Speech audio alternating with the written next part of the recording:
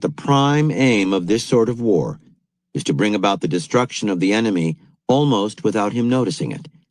And as a drop of water dripping on a stone will eventually dig a hole in the stone, patience and perseverance are needed, always following the same system. In the long run, the enemy will suffer more from this than he would from losing pitched battles.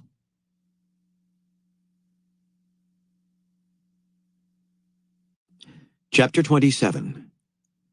Seem to work for the interests of others while furthering your own.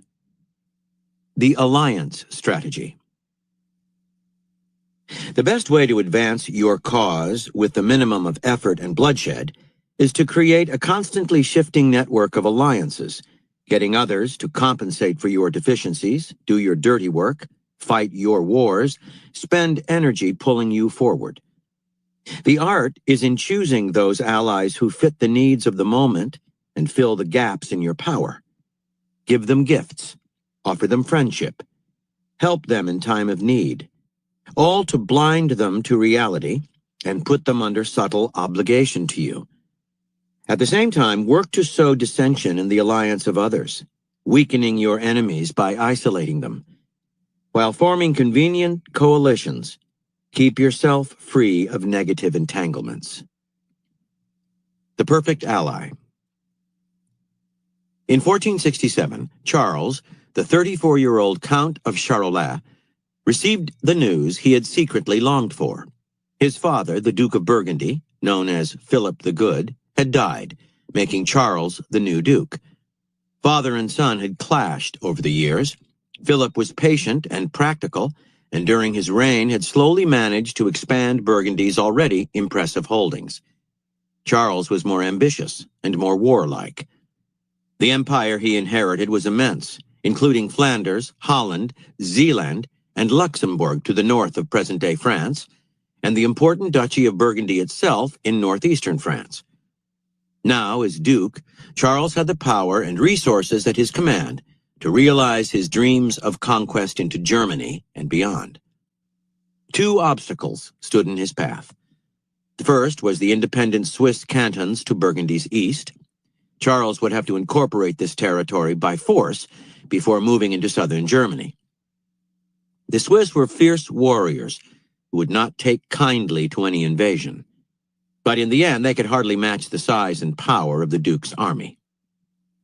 The second obstacle was King Louis XI of France, Charles's cousin and arch-rival since childhood. France then was still a feudal state, composed of several duchies like Burgundy, whose dukes owed allegiance to the king. But these duchies were in fact independent powers, and could form their own league if the king dared provoke them. Burgundy was the most powerful duchy of them all, and everyone knew Louis dreamed of swallowing it up and making France a united power.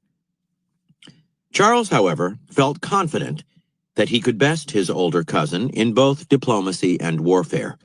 After all, Louis was weak, even a little soft in the head. How else to explain his strange infatuation with the Swiss cantons? Almost from the beginning of his reign, Louis had courted them assiduously, treating them almost like equals to France. There were many more powerful states he could have allied himself with to increase France's power, but he seemed obsessed with the Swiss. Perhaps he felt an affinity to their simple lifestyle. For a king, he himself had rather peasant tastes. Louis also had an aversion toward warfare, preferring to buy peace, even at a high price, than to fund an army. It was imperative that Charles strike now, before Louis wised up and started acting more like a king. Charles formed a plan to realize his ambitions, and then some. He would first move into Alsace, between France and Germany, and swallow up the weak kingdoms in the area. Then he would form an alliance with the great warrior king of England, Edward IV, whom he would persuade to land a large army at Calais.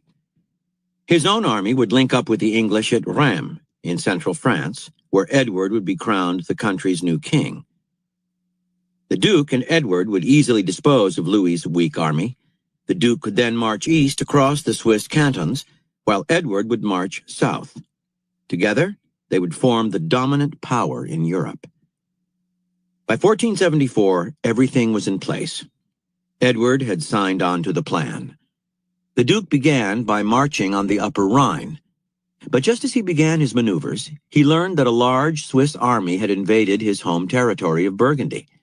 This army was funded by Louis XI himself. By this action, Louis and the Swiss were clearly sending a warning to the Duke that they would not look kindly on any future invasion of the cantons. But Charles had enough forces in Burgundy to drive the Swiss out. He was not a man to provoke in such a way. Both parties would more than pay for their rash invasion. In the summer of 1475, the English army, the largest yet assembled for an invasion of France, landed at Calais under the personal leadership of Edward IV. Charles went to meet Edward to finalize their plans and toast their imminent conquests. He then quickly returned to his own troops, which were marching through Lorraine in preparation for the great link-up with the English forces at Reims. Suddenly, some disturbing news reached Charles in the field. His spies at the French court reported that Louis had opened up secret negotiations with Edward. Apparently, Louis had persuaded the English king that Charles was using him and could not be trusted. Knowing that England's finances were weak, Louis had offered generous terms of peace, amounting to a large annual pension paid directly to the king and his court. He had entertained the English with great feasts of food and ale. And then, to the Duke's utter disgust and amazement, Edward fell for it, signed the treaty, and took his forces home. The Duke had barely had time to get over this bitter news when Louis suddenly sent him envoys to broker a long-term truce between France and Burgundy. This was typical of the king. Everything he did was inconsistent and contradictory. What was he thinking? Signing the truce would mean the Duke could now confidently march against the Swiss, knowing that France would not interfere. Perhaps the king was guided by his great fear of war? Charles happily approved the truce. The Swiss were outraged. Louis had been their friend, and now, at the moment of imminent peril, he had abandoned them. But the Swiss were used to fighting on their own. They would simply have to mobilize every man available. In the dead of the winter of 1477, the Duke, impatient for victory, crossed the Jura Mountains, heading east. The Swiss were waiting for him near the town of Grandson. This was the first time the Duke had done battle with the Swiss, and he was caught off guard by what confronted him. It began with the alarming bellow of Swiss battle horns, which echoed in the mountains, creating a frightening din. Next, thousands of Swiss soldiers advanced down the slope toward the Burgundians.